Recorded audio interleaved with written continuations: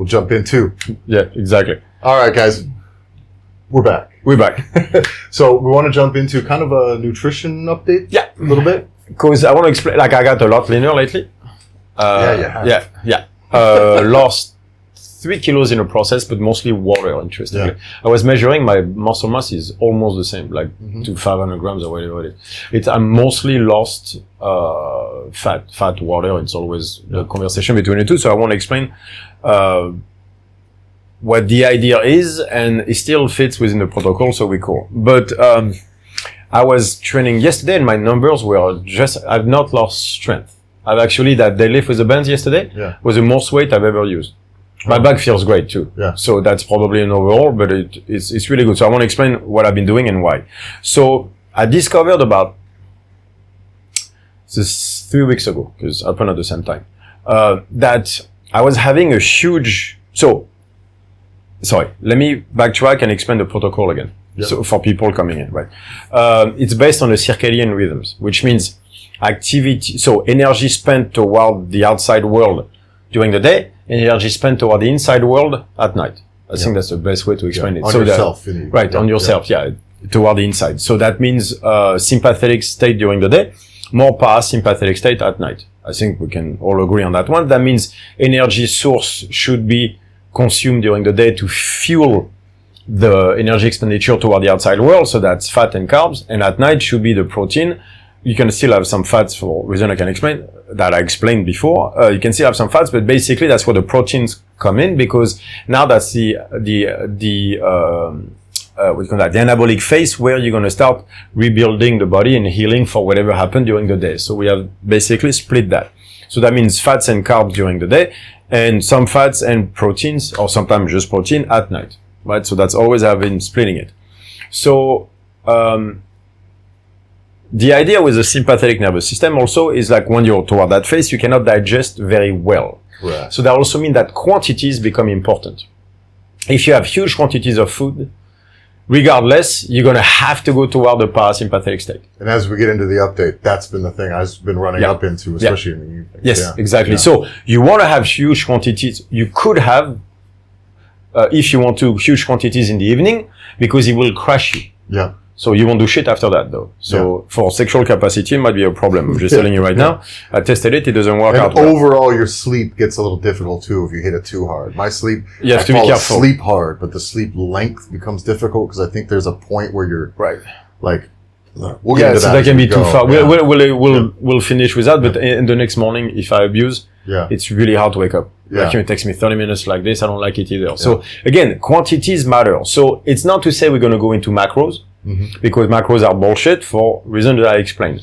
But there is the quantity of food that you absorb will influence your state. Correct. So we have to talk about this first. So about 3 weeks ago, I realized, so that's also, that part is very interesting, is the reason I realized what the problem was not because of a logical thing toward the protocol, was because something happened in my life.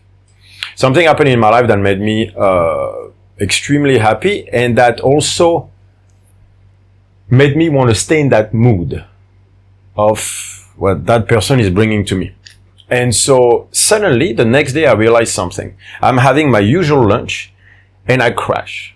But what I realized is what I was doing, I was slowing myself down. I've always kind of hated that 12-1 to 4. Mm-hmm. I don't know what to do. After training, I don't feel stuff, and I just didn't like that period. And also, it was a time where I guess I felt like, I don't know if it's alone, but it was just not a period of time I enjoy during the day. And at night, the dinner is coming. Especially with COVID lockdown stuff, like the whole, everything is kind of, there's this weird holding pattern. Right. But that's how it felt always from 12 to 4. It felt I was on hold. Yeah. I didn't like it. But then something very important happens in my life, and suddenly I feel my brain speeding up. Yeah. My capacity for thinking has been very high for the last 3 weeks, and physically I feel great. And then I realized after that lunch, boom, how slowed down I was for a few hours. And I was like, have I been doing this? And then by day 2, I was like, fuck yeah, I have. Mm-hmm. And so I realized I was using food as a fix, except people usually, like I was using coffee to raise myself up. This time I was using fats to slow myself down. Yeah, so instead of eating like carbs to upregulate yourself, I was eating fats to downregulate myself. And the reason I was downregulating myself, because I wanted to crash so I wouldn't have to see the fact that I was not that happy from 12 to 4. Yeah. The reason I didn't like that time too is because I didn't have that, before when my brain sped up too much, I basically had to realize I did not have what I want in life, not on all matters, because some of the things are not up to you. Yeah. And 3 weeks ago, I had finally something that I've been waiting for a very, very long time. And so when that happened, suddenly I was like, okay. So then my brain got, I guess that it's what should be its normal level. Yeah. But then suddenly it was pleasurable instead of painful. And so that suddenly I'm like, so that's the feeling I'm supposed to have. And the speed were not the same. I was crashing myself to not, because I couldn't stay at that level, because then it would, again, make me realize. There's just a gap between what you can and where you're at. Right. I just couldn't take my brain at that speed, because then it would make me realize every single day what I didn't have. Yeah. And so I'm sure people will relate to me one way or another on that one, right? And so I was like, shit, I've been doing that. And so then I realized, well, yeah, that's why I upped the quantities of fat, is because it was to crush myself a little bit. And then I was like, so that's why I can't get lean the way I want to, is because I'm eating big portions at one time. I could spread it out, but I never did, because that wouldn't downregulate you as quickly. Exactly. So that I used to thought it's because I don't like being hungry. No. It's not that, because now I'm almost hungry almost all the time, and I love it because my mind is sharp. Yeah. What I was doing is dulling myself. I was using fats to dull myself. So what are you having now? Are you fasted, or are you doing No. So at first I started fasted. By the way, I made the mistake of not eating enough. And I kind of crashed the other day a little bit. So what I realized is I had to diminish the portion. So now I eat more often, smaller portions, more like 3 hours all the time, just like a bodybuilder would do. But I also realized I enjoy my brain spinning really fast during the day. So what I did is I start putting fruits into it. So when I say carbs all the time, the problem I have with carbs any time where I get achy or all the issues is either starch or sugar. So I was like, I can't have it, so I still stay away from that. But if I put some fruits into it, because of fructose not being like glucose, I won't have the same sympathetic reaction. I don't know if you guys ever tried, but if you eat fruits for training, it doesn't provide nearly the same amount of energy as pure sugar. It doesn't wind you up near as much. No, it doesn't. So I was like, all right, so maybe if I have fats and fruits together, that might work. So at first I tried, right after training, I had fruits and I felt myself like going through the roof. But I was almost fasted. So almost fasted with fruits and I go through the roof. At some point I start spinning too fast again. And, it's just plain not enough food. So then I could make it at night, but I crash really badly. We're going to get to that. So that balance is feasible. It's feasible. On training days, sometimes I do it just for fun, where I finish training, I just have fruits, I stay fasted for 3 hours. Enfin, not fasted, but just with the fruit. So my brain spins. I have a chai latte, no sugar, one more. And by the time I get to dinner, I was like this all day. It's not sustainable. Yeah. No, plus I can do it just to have an awesome afternoon, but it's not sustainable. Yeah. So. Well, it's kind of like having one of those days, like if you ever travel, having those days that walk around the city all day. Right. Like, hey, great. Awesome. But Jesus Christ, by the end of the day, you're like, your fucking feet hurt. Yeah, exactly. And then you're like this, you eat and you pass out. So, feasible, not, so, for example, if I were to walk all day, that's what I would do. Yeah. I would train in the morning. And then if I had a big day, I would train in the morning and just have fruits the rest of the day, because then it will just pump me and be there. But I'd still will not go to starch and sugar. You do whatever you want. I'm just explaining what I'm doing.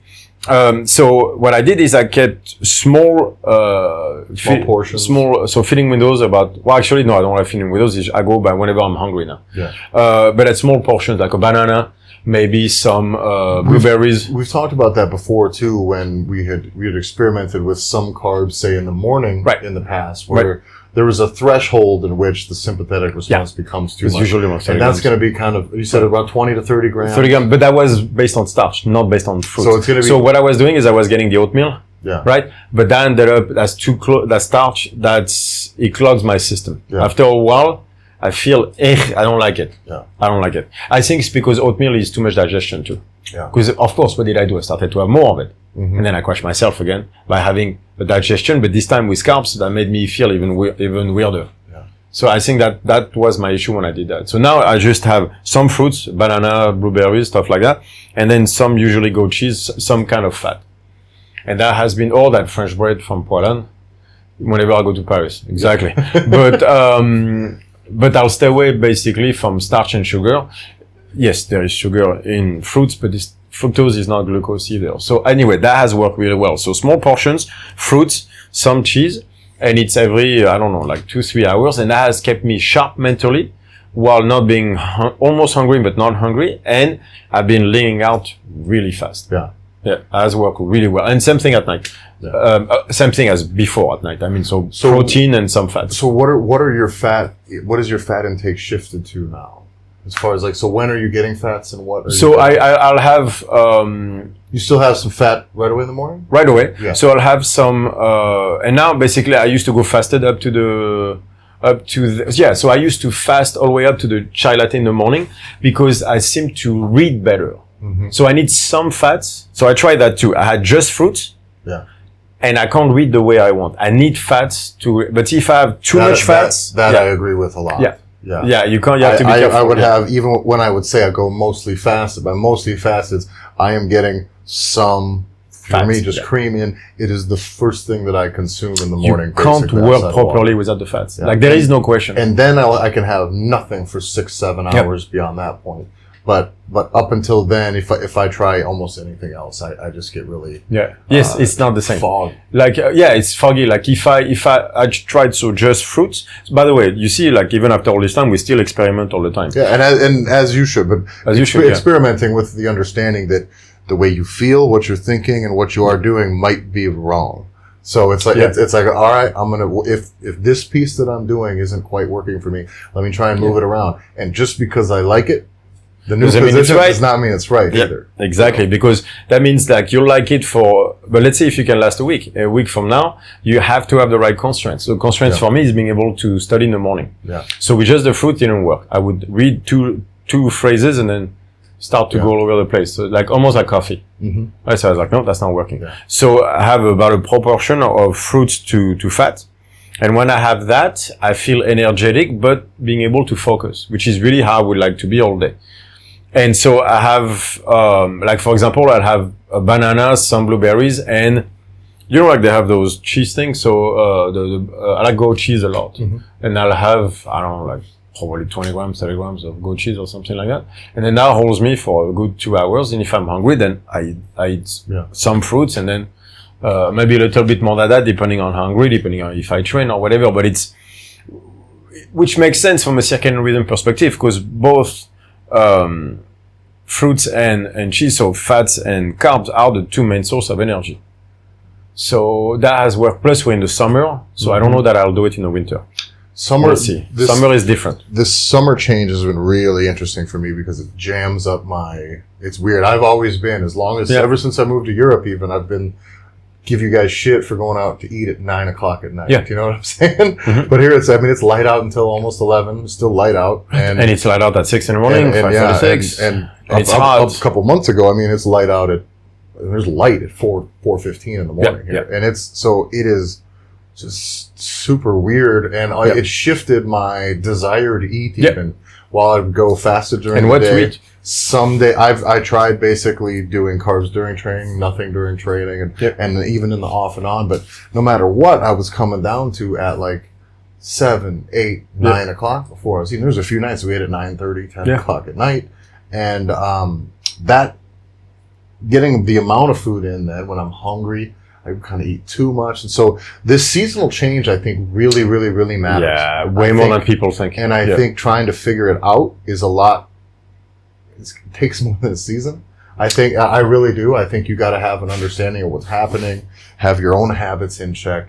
It's been a really, really interesting learning experience for me. So now, because the days are longer, I almost cannot train without carbs. Yeah. It's not that I cannot, because I even actually have probably still like half of the sessions. It's because I'm just don't stop to get any. Yeah. But the truth is the sessions in which I have carbs are much higher output, much better sessions. It makes a fucking world of difference. Yeah. And there's also, for people to accept that, there would be an acceptance of the fact that they would not be the same in winter and summer, which all animals understand. Yeah. Except for whatever fucked up reason, we don't. We expect to be as tan and lean in a dead winter, even though here it's dead winter. We're in the North Pole, by the way. So during the summer, we get 16-hour days, more than that. Yeah, 17-hour days. Yeah, I think so. Oh, yeah, because 18 hours, because it's about 6 hours without. Yeah, it's about 6 hours without light. Yeah, or 7 hours max, right? So we have 17-hour days, right? And in the winter, it's more like it's the other way around. 8 hours of light. Yeah. It is. I think if I remember right, it's like 8:30, and it's still. I mean, it's technically light out, but it's darkish. 6, you know. And then by 4, it's like it starts to. Right. So you get 10 hours of light in the winter here, and 17 in the summer. So naturally, your body will not. Well, you just start to wind down. The light starts to get dim. Right. Right away, you start to go here. You eat earlier. Yeah, exactly. So that means also you naturally gonna maybe sleep a little bit more. I mean, at least if we did not, we were not set up. And maybe because of it, you're allowed to eat a little bit more as well. Right. You can have 2 dinners instead of 1. Yeah, exactly. So right. I do think that like planning your year seasonally, if you had the luxury of it, if it's sport or whatever, is I do think that playing that game is the way to do it. Get a little, put on your size in the winter. But you have to accept to have a winter coat on. Yeah.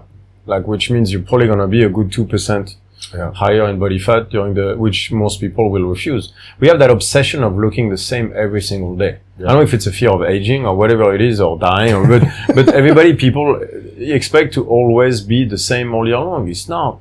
Yeah. No athletes, by the way.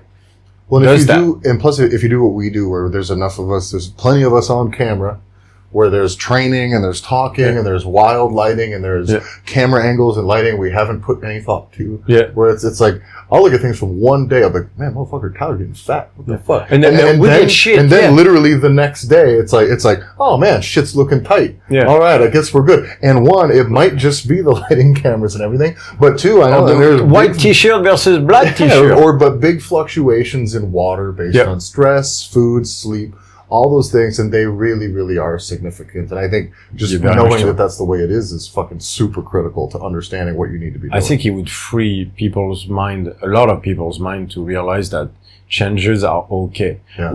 I got shit from wearing a white t-shirt, long lining. So, are you getting fat? I was 106 at the time. I was like, Jesus Christ, I'm like 2 kilos past my normal weight. Yeah. Relax, lady. I was like, and by the way, like a week before, I posted pictures where with abs, and I was like, cause I'm here, so the stomach is there. I'm extremely arched, and so no matter what, like my stomach is always round, and I'm getting shit on messages, and I'm like, really, even to me, huh? Yeah, like, anytime I catch a strong man that does no cardio. Anytime I catch any hell, it's like, man, I don't know. I take my shirt off often enough. Like, there's enough people to see. Right. Well, look at the Instagram and the pictures of me deadlifting and tell me if I'm fat. Like, but why can't you look at those pictures instead of that one angle with a white t-shirt? Yeah, exactly. And I'm like, but I think that expectation that's part of where that judgment comes from. Yeah. It's like, well, so you're it makes supposed me to look want like that all the time too. Can we talk about that for a second? Can we make just a little break on the subject and talk about this? So the reason I got very pissed at that lady, first of all, was borderline insult, saying like, cause she was saying like, if the protocol works, how come you're fat? And I was like, oh well, fuck you too then.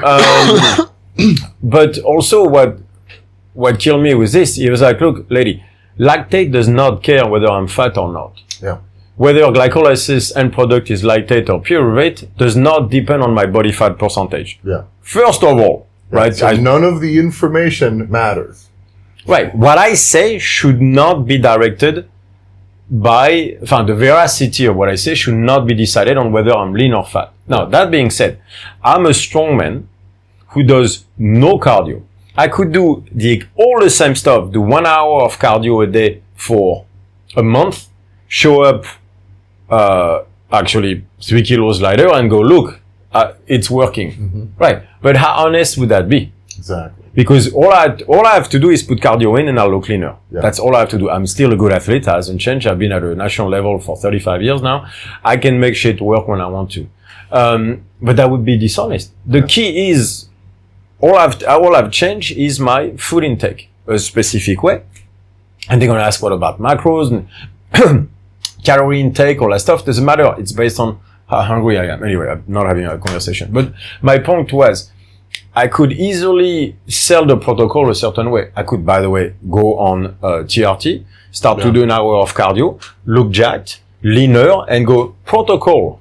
Yeah, or you could just require a whole bunch of cardio in with the protocol too. Do you know what I'm saying? Like all of those things are. It makes no.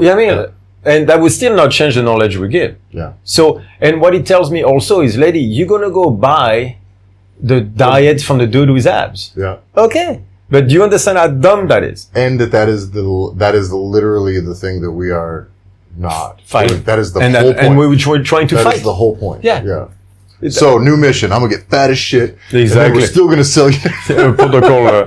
That should not be the thing. And by the way, the protocol on me is not the protocol on you. And again, you're talking about a guy who does strongman and no cardio. Well, that's the thing too. When we talk about the protocol and how you've kind of navigated through this based on some principles and tried to shift some principles, and then some stick, some don't, and really revising it, is that this is a learning process. We've said it before, but it is your learning process, not mine. And it's the same way with training as when we went through the muscle program I'm doing, that is very, very, very much, I'd say it to the guys all the time, that is your program.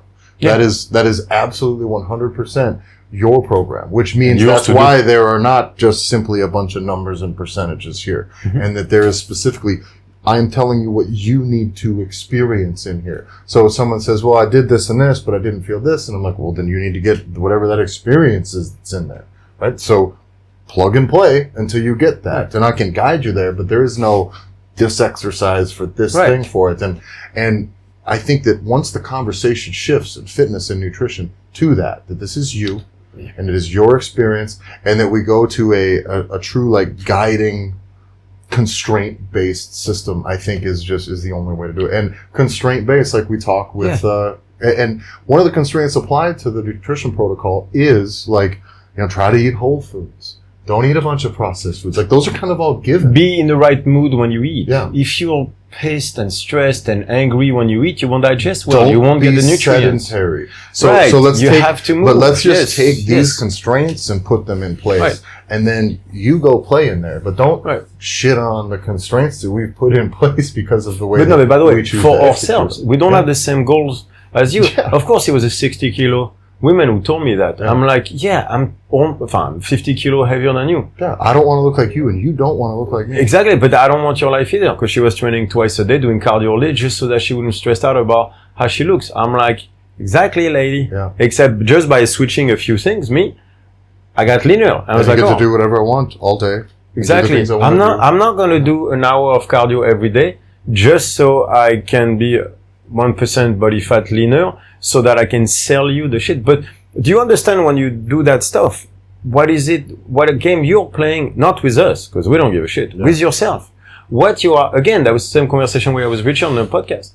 What you're asking for the lies. You're asking for a system where you're being lied to continuously just to lit up a candle in your head for 3 seconds, and that will make you fail for the next 3 years and stress you out. This is the piece that we've talked about a lot is people want to come to you, and not to us, to everybody who they're seeking for nutrition or whatever. Yeah. And the real thing that most people want is, not most, but it's very often the pitfall that people come to us with, is they want to be able to do the things that they currently want to do, and none of the things that they currently don't want to do. And they don't want to have to change the way that they eat, really. And they want to still be able to eat all the things they want to do and not have to feel the way that some of those things make them feel. Right. And then they also want you to tell them that they're pretty. And then it also needs to work. And then that the protocol is going to make them taller. Yeah. Yeah. I'm joking, but I'm being facetious, but I'm not joking. This is today's world. What you want is someone to tell you, to lie to you into believing that you can do whatever you want without suffering consequences for it. Yeah. This is what you're asking. This is an infantile view of the world. What you want is to be 12. Yeah. And daddy and mommy to tell you that the world is going to be awesome when you grow up, even though you're not working at school, even though you're not doing any sports, even though you're on YouTube all day. Well, I got news for you, and I ain't gonna be that daddy. Yeah. But this is really what they're asking. It's like, well, I want to eat carbs. There you go.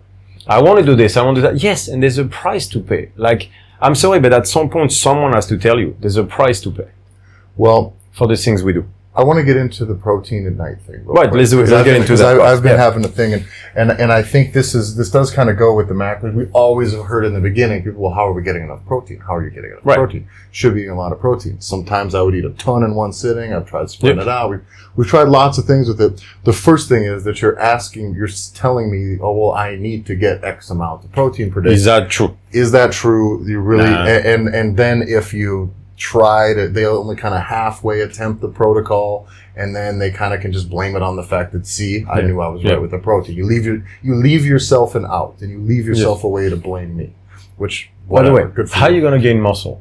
Training and sleep. Right. Training and sleeping. Those are the two things how you gain muscle. It's not the amount of protein. Obviously, if you're way too low on protein, it'll matter.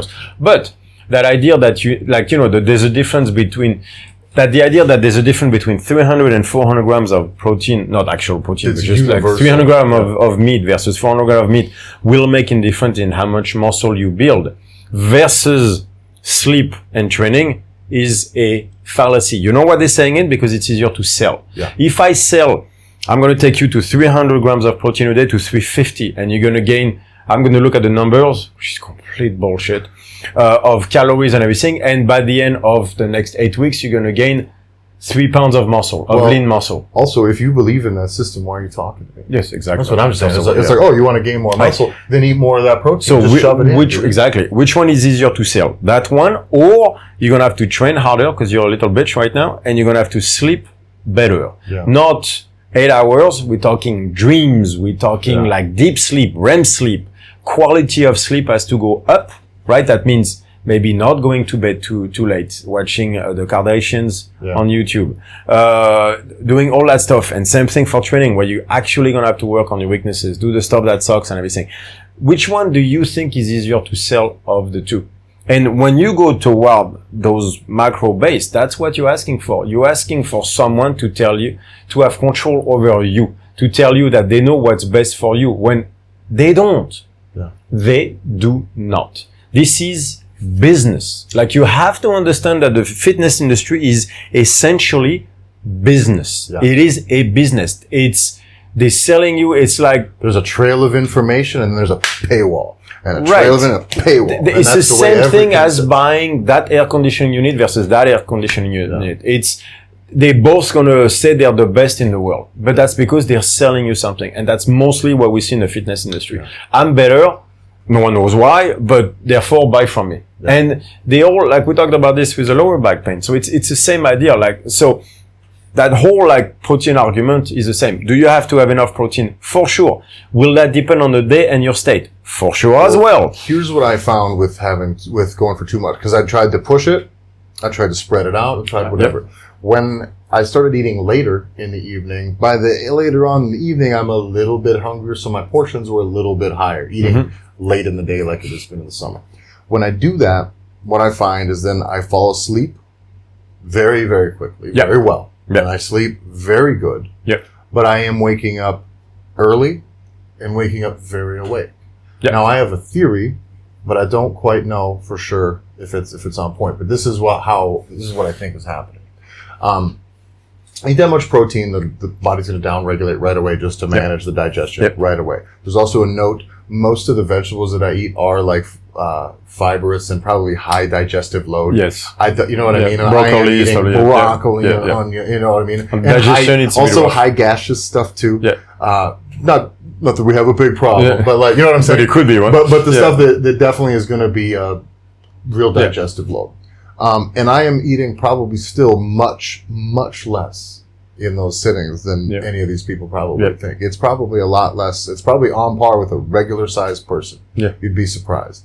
But what's happening is, I think what happens is that first wind down that gets me to sleep is good. That gets the food digestion going. When it gets about the time to where either that food or whatever I had during the day needs to get ready to start moving to the lower digestive system, you ever take, not necessarily like diuretics, but you know the thing, you have caffeine and you got to take a shit. Yeah. Right? Yes. Caffeine does that. Yeah. And so I think what happens is I think that the act of really processing and digesting the food, but the act of moving it, let's say the lower bit, but I think that it's not that say caffeine makes that happen. I think that a sympathetic increase facilitates the movement of your bowels. That's why most diuretics are stimulant based also.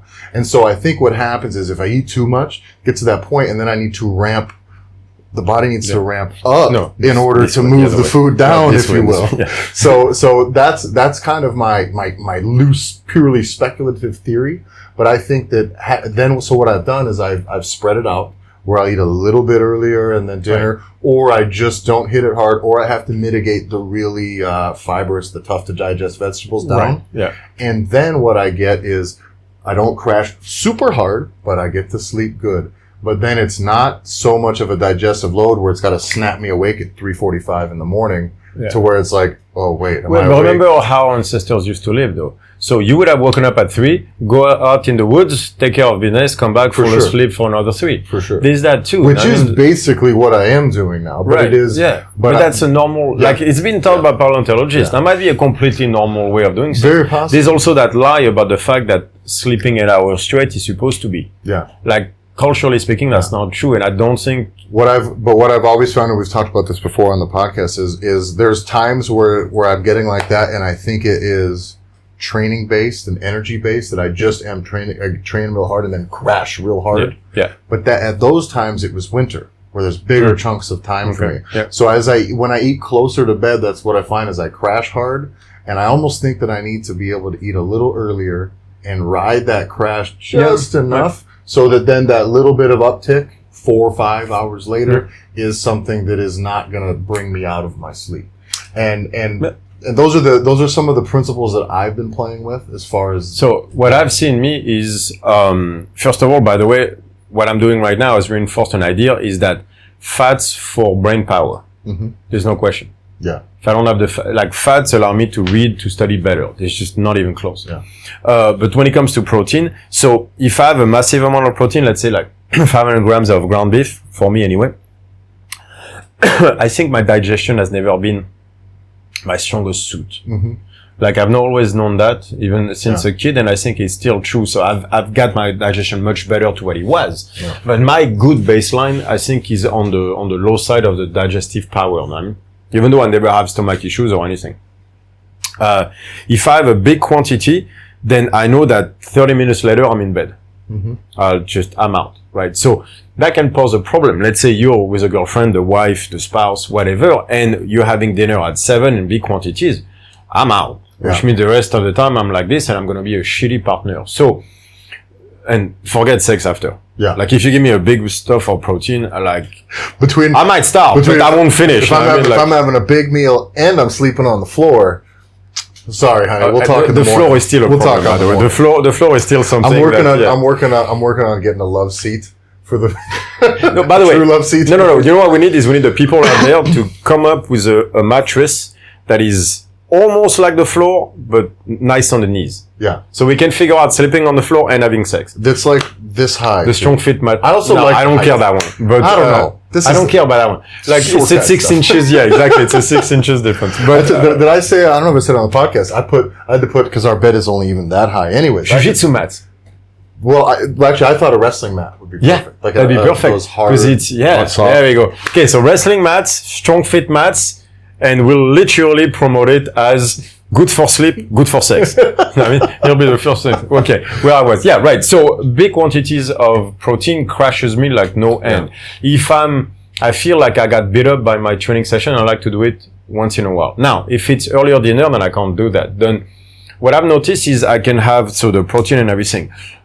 As long as I have some heavy cream and my casein, that will just make me go for 7 hours straight. I did that like yesterday. I was crashing so bad. I was really tired. Little bit of a lack of sleep for, not protocol reasons, for social reasons.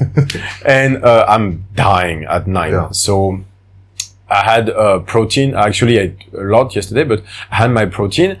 An hour later, it's like 9:30 or whatever the fuck it was. I get the heavy cream, the casein, a good quantity, like 9:45, I'm asleep, woke up at 7 this morning. Yeah. It's just woof, or like 6, whatever, like over 8 hours of deep sleep. Like I don't remember it. Like, so I'll do that once in a while, but it's really like, it's just boom. It just hits me and I have 30 minutes and I have to be asleep. Yeah. So most of the time I'll have like a normal, protein and everything, just cruise myself to bed, have my heavy cream and casein there, and then that makes my night. That's the thing that I'm looking to switch back to is like, I'm going to try and order some more of the casein protein. Because I just haven't in Austria. Because part of it's trying to get used to the meat here too. It's a little bit different than what I was eating in Austria. Yep. So I was like, well, I'll try to eat a little less, or I'll try and spread it out. And so playing with that a lot. But the casein was a bit easier because I think it is easier to digest, and I don't feel the need to get as full. What I'm finding, the truth is, if you get to where if you eat to the point, maybe it's just fat guy stuff, but you eat to the point where you get a little sweaty, you get the meat sweats. Yep. That's when I know I'm like, oh, fuck. That's when I know I'm probably going to have one of those nights where I'm going to wake up and you're waking up just feeling. But I've done that with heavy cream.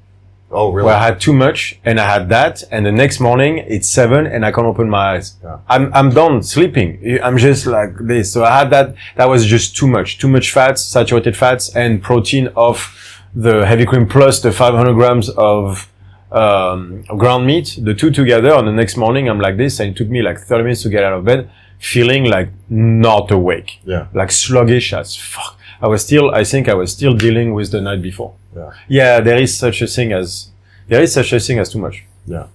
It's as much as you can digest. So even but that's a good point to make, because, crashing yourself at night, yes, to a degree. Exactly. Like everything else. If you have protein and it downregulates you to the point where you're feeling like, all right, let's wind down. Like that's probably okay. Yeah. If you have so much protein where you're falling asleep at the table.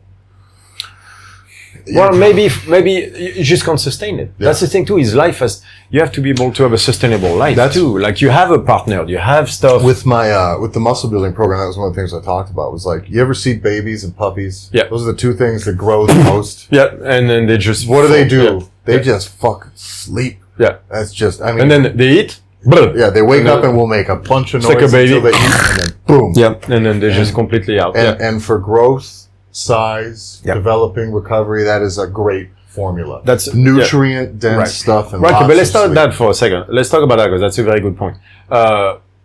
This is the best way, therefore, is to crash eat like that and just sleep. But guess what? Guess why it's an 8-week program? Because it's not sustainable. Yeah. And babies don't got jobs. Yes, and they don't have spouses that are going to get pissed either. Yeah, kids that got to go to soccer. Right, and it's just not. This is why the bodybuilder lifestyle has never been sustainable. You notice that those guys don't have wives. Very, very few of them, or they get divorced on the way.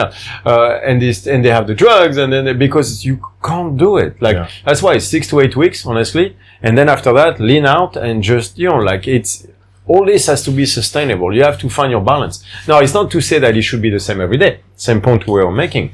But man, you have to find a sustainable way of doing that. Yeah. Right. And so, the big quantities of protein, if they crash you too much, But so it's like the too much fruits, and then I can't read in the morning. Yeah. You have to have the right constraints. Yeah, if you're gonna have carbs during the day, you gotta stay below the line. Yeah, if your libido's shit, maybe you gotta lay off the fucking fork before you go to bed a little bit. Right. If you're not able to stay awake. Sex before dinner, but you're gonna have to find ways to make this work. Yeah, exactly. But by the way, there's a point to be made about if your dinner has so much protein, you can't even have sex with your partner after. That might be too much. Evolution-wise, why would it be? Because more sex is going to be at night. Because is that how evolution works? By the way, my question is there a time when we're supposed to be banging in the day? Okay, so was that daytime or nighttime? I don't know. I like daytime better, but that's when I have more energy. But at the same time, daytimes I was about to say there's more predators in daytime, but that might not be true. Because if you look at most felines, they're night hunters. Yeah. So, but the bears sleep at night. So I'd be very curious. That would be a cool question for a paleontologist. For somebody who knows. Yeah, that's interesting. Yeah, that's an interesting question. And from human behavior. Right. Were they banging twice a day then? One day during the day? Because I remember reading stuff where this guy said they were waking up after 4 hours, have food, sex, go back to bed. All right. But that wasn't, I would be curious. That's a very good question, because then it would change the way you eat in that sense. Yeah. But from what I remember, it was food, sex, or sex, food, and then go back to bed. when it comes to protein, that would make more sense to me. Yeah. Like you have some protein, sex, 4 hours of sleep, do it again. Depends on how you're doing it too. Sometimes no protein, all carbs. Or protein after sex. So then you have to organize it properly. Whiskey before, but from a evolutionary perspective, I don't know either. I'd be very interested to see what I remember reading and that book I can't remember the name of the guy, but was mostly nighttime activity, but then food would be spread at night, so that tells me protein, which makes sense because protein is not a source of energy. So that's when you want it is at night. So middle of the night, if you woke up, had more protein, sex, go back to bed, doesn't sound like about 4 hours to go. So to recap kind of the update of, if you will, the protocols, we want we want you to, but you have been experimenting with small portions during the day, small portions of fruits and fats. Fats during the day, and I've leaned out a lot. Now, is it from cutting calories? I don't know, because I mostly just had... It might be a slight reduction in fats, that the overall calories are lower. I had 2 avocados, some feta cheese, and some cheese. Like the cheese I have more now because, maybe not by much. But if you're listening... Doesn't matter. It doesn't matter. Like you got to kind of find these versions that work for the day. And the truth is, Julien didn't tell me necessarily you made any changes. It was, we were out on the boat the other weekend.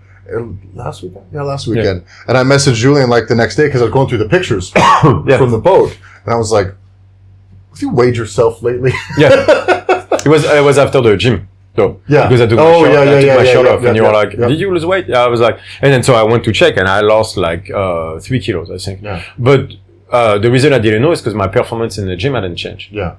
And actually I feel fitter right now. Like yesterday I was pushing the stuff, I wasn't gassing out nearly as much. Yeah.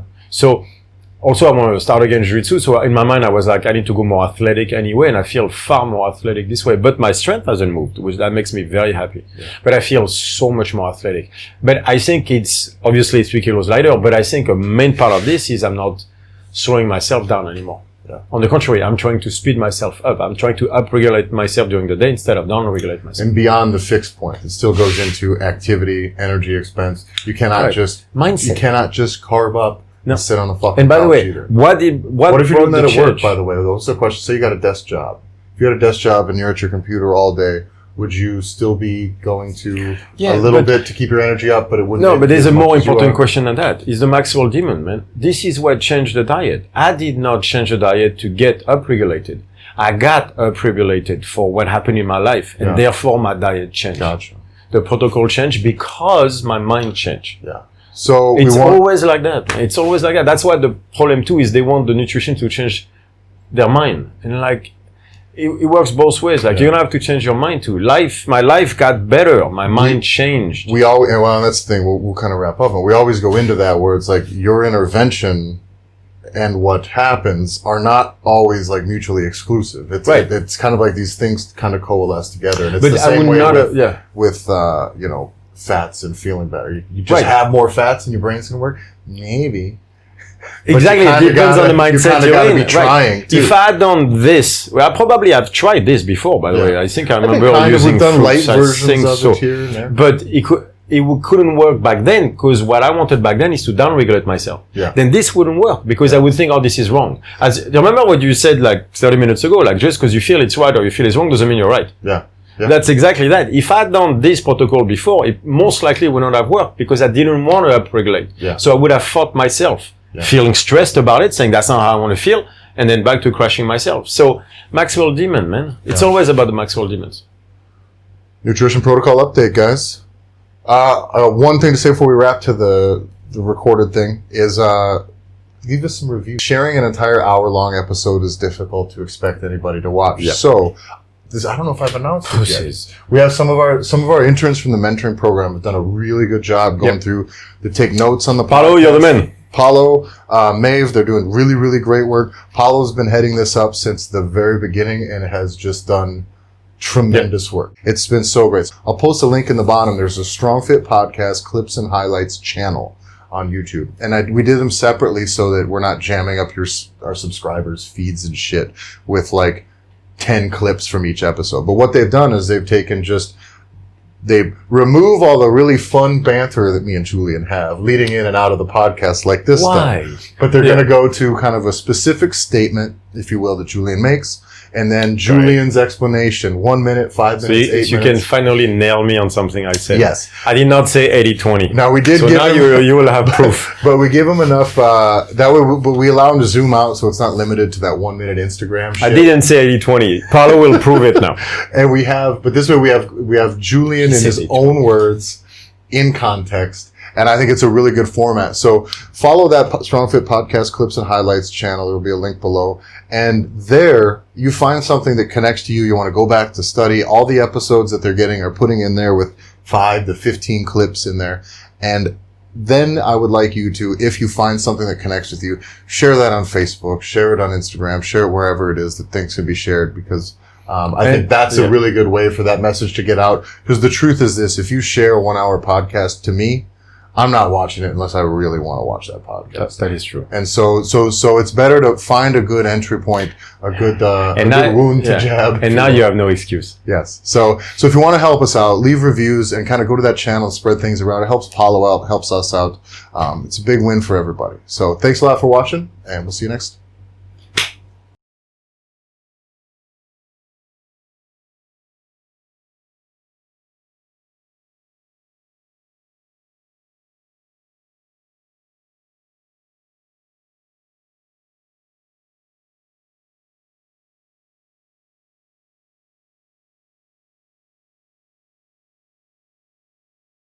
The podcast, head on over to podcast.strongfit.com. There you could donate or join the YouTube channel. Also, go to strongfit.com. There you're going to find our online courses, education, and all of our seminar dates should be there as well. Head on over to strongfitlibrary.com to keep up to date on everything Julien's been working on. And follow StrongFit1 on Instagram and Tyler F. and Stone.